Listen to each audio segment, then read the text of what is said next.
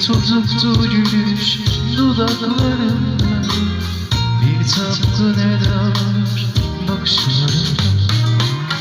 Güvenli mevsimi yaklaştığında, beyaz damlaklar atar yanaklarında. Güvenli mevsimi yaklaştığında, beyaz damlaklar atar yanaklarında.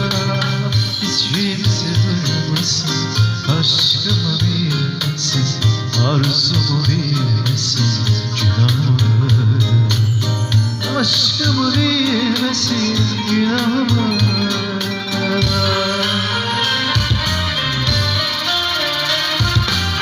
Bir rüzgar kopar da gidelerde, ecel alsın beni yücelerde.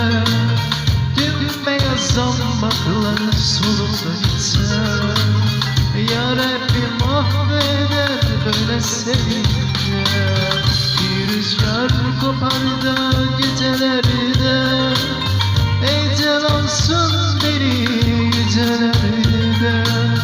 Dün beyaz zambaklar solup da gitse, ya Rabbim affeder böyle sevince. Beyaz zambaklar atar böyle sevince, beyaz zambaklar atar böyle sevince.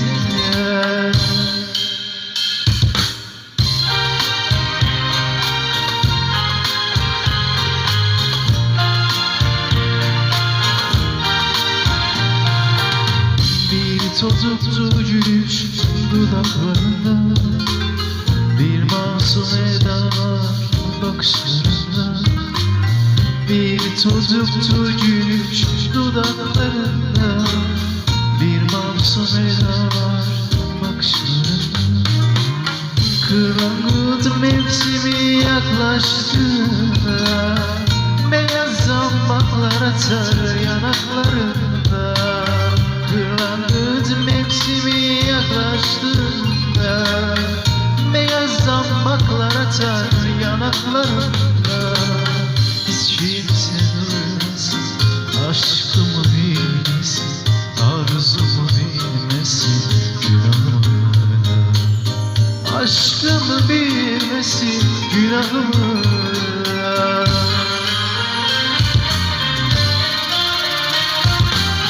Bir rüzgar kopar da gecelerinde, ecel alsın beni yücelerde. Dün beyaz zambaklar solup da gitse, ya Rabbim affeder böyle sevince.